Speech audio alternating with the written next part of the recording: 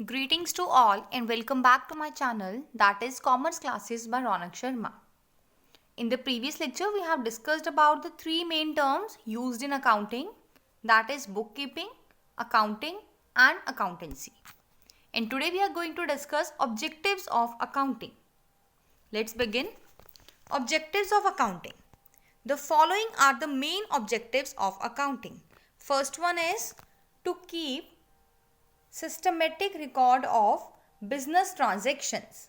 देखो सबसे main objective क्या होता है हमारा अकाउंटिंग करने का कि हम अपनी जितनी भी ट्रांजैक्शंस हो रही हैं हमारे बिजनेस में उन्हें क्या करें, कंप्लीट और सिस्टमेटिकली रिकॉर्ड करें. ठीक है, क्योंकि देखो अगर आप उन्हें सिस्टमेटिकली रिकॉर्ड नहीं करते हो तो एट द एंड आप प्रॉफिट लॉस फाइनेंशियल पोजीशन ये कैसे पता कर पाओगे. ठीक है ना, तो इसीलिए प्रॉफिट एंड लॉस कैलकुलेट करने के लिए या फिर फाइनेंशियल पोजीशन जानने के लिए हमारे लिए क्या इंपॉर्टेंट होता है कि हम क्या करें, अपने जितने भी बिजनेस ट्रांजैक्शंस हैं उन्हें प्रॉपर मैनर में सिस्टमेटिक मैनर में क्या करें, रिकॉर्ड करें. और रिकॉर्ड करने के लिए हम क्या करते हैं, जितने भी हमारी ट्रांजैक्शंस होती हैं बिजनेस की उन्हें सबसे पहले हम रिकॉर्ड करते हैं किसमें, जर्नल में या फिर सब्सिडरी बुक्स में. देखो जर्नल और सब्सिडरी बुक्स वाला कंसेप्ट ना हमने आई थिंक करेक्टरिस्टिक्स वाले क्लास में किया था. देखो जर्नल में आप तब करते हो जब आपका बिजनेस क्या होता है, स्मॉल लेवल का है.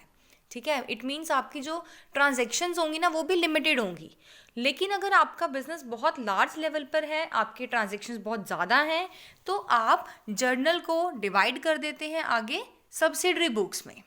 ठीक है ना, and then posted into ledger. और जब आप जर्नल या फिर सब्सिडरी बुक्स में एक बार रिकॉर्ड कर लेंगे उसके बाद you have to record in the journal. Second objective is to calculate profit और लॉस. देखो आप अकाउंटिंग क्यों करते हैं, अपने जितने भी ट्रांजैक्शंस हैं उसे क्यों रिकॉर्ड करते हैं, ताकि आप at the end profit and loss को कैलकुलेट कर सकें. ठीक है, और प्रॉफिट एंड लॉस को कैलकुलेट करने के लिए आपको क्या करना पड़ेगा, you have to prepare trading and profit and loss account. ठीक है ना, आप अकाउंटिंग ईयर के एंड में क्या करते हो, trading and profit and loss account बनाते हो, जिससे आपको ये पता चलता है कि आपके नेट प्रॉफिट्स. देखो ट्रेडिंग अकाउंट से तो आपको पता चलेगा gross profit gross loss, right. और जब आप बनाओगे प्रॉफिट एंड लॉस अकाउंट उससे आपको पता चलेगा कि आपके net profits and net losses कितनी है. ठीक है, third objective is to know the exact reasons behind the net profit और नेट लॉस. अब देखो सेकंड पॉइंट में हमने क्या किया कि हम कैलकुलेट करते हैं profit and loss with the help of accounting, right.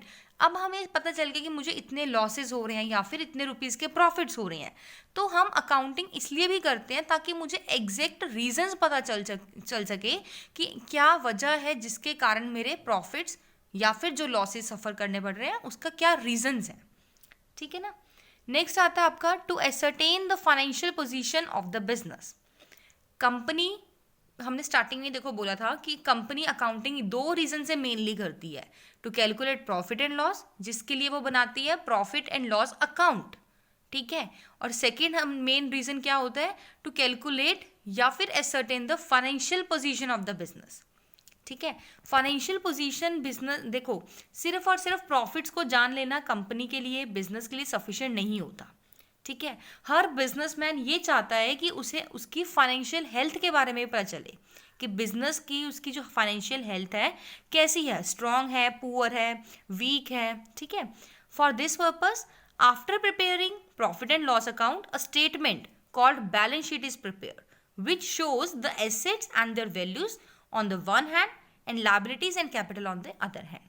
क्या करते हैं, फाइनेंशियल पोजीशन जानने के लिए बिजनेसमैन क्या करता है, प्रॉफिट एंड लॉस अकाउंट बनाने के बाद एक स्टेटमेंट बनाता है जिसे आप बोलते हो बैलेंस शीट. ठीक है, बैलेंस शीट की दो साइड्स होती हैं हमारी, डेबिट क्रेडिट. ठीक है, एक साइड आपकी क्या शो करेगी, एसेट्स और उसकी वैल्यू, मतलब कि कौन कौन से ऐसे एसेट्स हैं और उनकी क्या वैल्यूज है, और दूसरी साइड क्या शो करती है हमें, liabilities and capital, right. Next one is to ascertain the progress of the business from year to year. देखो आपका बिजनेस है, आप सपोज आपने 10 ईयर्स हो गया आपको बिजनेस करते, राइट? आप अपने प्रीवियस 10 ईयर से अपनी अकाउंटिंग कर रहे हो, ठीक है? अगर आपके पास हर ईयर के रिकॉर्ड्स मेंटेन है तो आप इजीली कंपेयर कर सकते हो अपनी प्रोग्रेस कि मेरी फर्स्ट ईयर में कितनी प्रोग्रेस थी, सेकंड ईयर में कितनी है, ठीक है? अब मेरे कितने प्रॉफिट्स हैं, कितने सेल्स हैं। लेकिन अगर आपने अपने रिकॉर्ड्स ही मेंटेन नहीं कर रखे हैं तो आप अपनी प्रोग्रेस को ईयर टू ईयर कंपेयर नहीं कर सकते। देखो, अपनी प्रोग्रेस को भी आप कंपेयर कर सकते हो प्रीवियस वन के साथ, या फिर हम ये बोल सकते हैं बिजनेसमैन अपनी प्रोग्रेस को कंपीटिंग फर्म्स के साथ भी कंपेयर कर सकता है, ठीक है ना? एक तो होता है प्रोग्रेस को अपनी खुद की प्रोग्रेस प्रीवियस टाइम के साथ कंपेयर करो कि मेरी पहले कितने प्रॉफिट्स थे और आज कितने प्रॉफिट्स हैं, या मेरे पहले कितनी सेल्स थी, क्या फाइनेंशियल पोजीशन थी, और एट प्रेजेंट मेरी फाइनेंशियल पोजीशन क्या है, कितनी सेल्स हैं, ठीक है? एक तो कंपैरिजन ये हो गया, इंट्रा कंपैरिजन हो गया, ठीक है? खुद का कंपैरिजन खुद के साथ, प्रीवियस परफॉर्मेंस, राइट? और एक होता है इंटर कंपैरिजन, अपनी फर्म का कंपैरिजन किसी और फर्म के साथ जब आप करते हैं, that will be inter firm comparison, ठीक है? तो नेक्स्ट ऑब्जेक्टिव क्या है? To prevent and detect errors and frauds. देखो, क्या कमियां आ रही हैं, क्या एरर हो रही है, क्या गलती है, क्या फ्रॉड्स हो रहे हैं, ये डिटेक्ट करने के लिए और इन्हें प्रिवेंट करने के लिए भी आप अकाउंटिंग करते हो। देखो, जब तक आप अकाउंटिंग नहीं मेंटेन करोगे, ठीक है, अपने रिकॉर्ड्स नहीं मेंटेन रखोगे, तो आपको पता ही नहीं चलेगा ना कि कितने ट्रांजेक्शन्स हुई हैं, कहाँ पर फ्रॉड्स हो रहे हैं, कहाँ पर ओमिट हो चुका है कोई भी, ठीक है? तो अगर आप अपने प्रॉपरली रिकॉर्ड मेंटेन रखते हैं, only then you are able to prevent and detect errors and frauds. देखो, एरर्स और फ्रॉड्स आपको कैसे पता चलते हैं? एक ना, हम हर चीज़, हमारा जो अकाउंटिंग है ना, वो डबल एंट्री सिस्टम के ऊपर बेस्ड है, ठीक है? मतलब अगर कोई एक ट्रांजेक्शन या एक एंट्री आपकी डेबिट है तो सेकंड उसके रिवर्स में क्या हो रहा है, वो क्रेडिट भी होगा।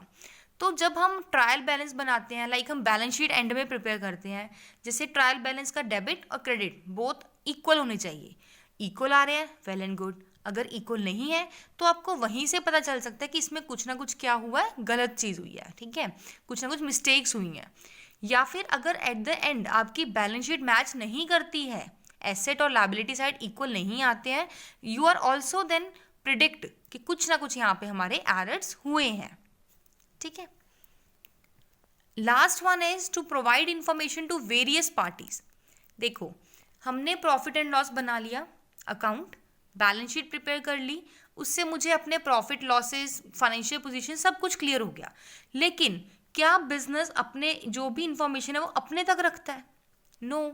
जो भी उसके इंटरेस्टेड पार्टीज होती हैं, लाइक ऑनर्स हैं, आपके इन्वेस्टर्स होते हैं, क्रेडिटर्स हैं, बैंक्स, एम्प्लॉयज़, कोई गवर्नमेंट अथॉरिटीज़ होती हैं, ठीक है, और भी बहुत सारे हैं। इन सारी जो इंटरेस्टेड पार्टीज़ हैं ना, बिजनेस को क्या करना चाहिए? अपनी अकाउंटिंग इन्फॉर्मेशन इन्हें कम्युनिकेट करनी चाहिए, ताकि ये अपने जो भी डिसीजंस लेने हैं फ्यूचर में अकॉर्डिंगली ले सके, ठीक है?